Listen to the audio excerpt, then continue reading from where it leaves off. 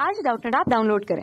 Doubtnut पर अपने सभी गणित, रसायन विज्ञान, भौतिक विज्ञान और जीव विज्ञान के डाउट्स का करो सफाया। बस प्रश्न की फोटो खींचो, एक ही प्रश्न को क्रॉप करो और तुरंत वीडियो सोल्यूशन पाओ। अभी डाउनलोड करें। हेलो दोस्तों, आपका प्रश्न है ताप गुणक से आप क्या समझते हो। तो चलिए इस प्रश्न को हल करते हैं। तो दोस्तों ताप गुणक या ताप या टेम्परेचर कोफिशिएंट, ये दोस्तों एक नियतांक एक गुणांक होता है जिसकी सहायता से हम क्या करते हैं, अभिक्रिया के वेग में जो वृद्धि होती है, ताप को बढ़ाने पर किसी भी अभिक्रिया के वेग में जो भी वृद्धि होती है उसको हम ताप गुणांक या टेम्परेचर कोफिशिएंट से व्यक्त करते हैं। तो इसको यहाँ पे मैं लिख रहा हूँ, ताप बढ़ाने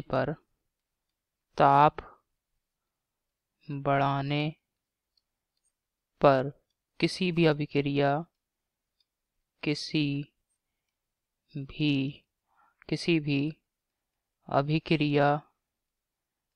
वेग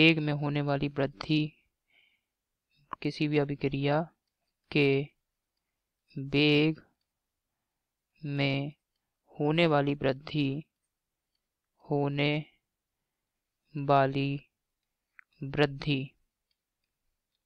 वृद्धि को ताप गुणांक से व्यक्त करते हैं। ताप गुणांक से व्यक्त करते हैं।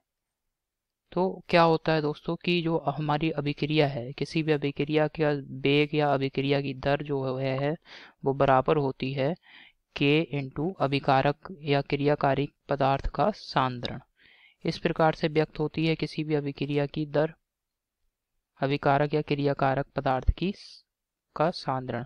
मान लिया अभिक्रिया जो है वो प्रथम कोटि की है, तो यहाँ पे क्या आ जाएगा, सांद्रण की घात 1 आ जाएगा। तो यहाँ पे आप देख रहे हैं अभिक्रिया की दर K गुणा जो हमारा अभिकारक है उसके सांद्रण के गुणनफल के बराबर है। तो यहाँ पे दोस्तों जब हम ताप को परिवर्तित करेंगे, ताप को परिवर्तित कैसे कर रहे हैं, हम क्या कर रहे हैं, अभिक्रिया का ताप बढ़ा रहे हैं। तो क्या होगा, अभिक्रिया का ताप बढ़ाएंगे तो दोस्तों हमें पता है, क्योंकि हम अभिक्रिया के ताप में परिवर्तन कर रहे हैं। अभिकारक के सांद्रण ये तो दोस्तों क्या रहेगा, स्थिर रहेगा, क्योंकि हम अभिकारक बाहर से नहीं मिला रहे हैं। तो जब ताप में परिवर्तन करेंगे तो जो वेग स्थिरांक है अभिक्रिया का, वेग स्थिरांक K, ये दोस्तों परिवर्तित होगा। ताप में परिवर्तन से क्या होता है, वेग स्थिरांक K में परिवर्तन होगा, जबकि सांद्रण दोस्तों क्या रहेगा, स्थिर रहेगा। अब जब वेग स्थिरांक K में परिवर्तन होगा, और वेग स्थिरांक K में कैसा परिवर्तन होगा दोस्तों, ताप को बढ़ाने पे वेग स्थिरांक क्या होगा, बढ़ेगा। तो वेग स्थिरांक बढ़ेगा तो अभिक्रिया की दर ये भी क्या हो जाएगी, बढ़ जाएगी। तो अभिक्रिया की दर क्या होगी, ताप बढ़ाने पे बढ़ेगी। तो मान लिया, तो क्या होगा दोस्तों कि मान लिया जो प्रारंभ में तापमान मान लिया 10 डिग्री सेंटीग्रेड है, तो वेग स्थिरांक K 10 है, और जब तापमान हमने क्या करा, 10 के अंतराल से बढ़ाया, मान लिया 10 के अंतराल से बढ़ाने मतलब है तापमान हमने 20 डिग्री सेंटीग्रेड कर दिया। तो अब दोस्तों वेग स्थिरांक को हम K 20 डिग्री सेंटीग्रेड लिख रहे हैं। तो दोस्तों यहाँ पे ताप गुणांक क्या होगा, K 20 डिग्री सेंटीग्रेड बटे K 10 डिग्री सेंटीग्रेड बराबर, ये दोस्तों हो जाएगा ताप गुणांक।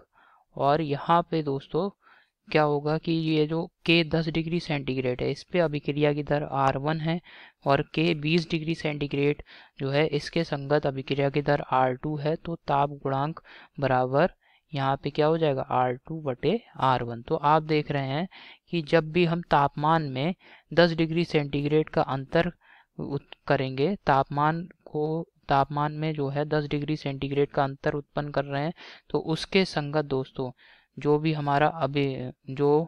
हमारा अभिक्रिया का वेग स्थिरांक रहेगा, और जो प्रारंभिक तापमान था उसके संगत जो अभिक्रिया का वेग स्थिरांक है, इन दोनों के अनुपात को हम ताप गुणांक कह सकते हैं। और साथ ही इन दोनों ताप के संगत जो अभिक्रियाओं के वेग दर है या अभिक्रियाओं का वेग है, उनके अनुपात को भी हम क्या कहते हैं, ताप गुणांक कहते हैं।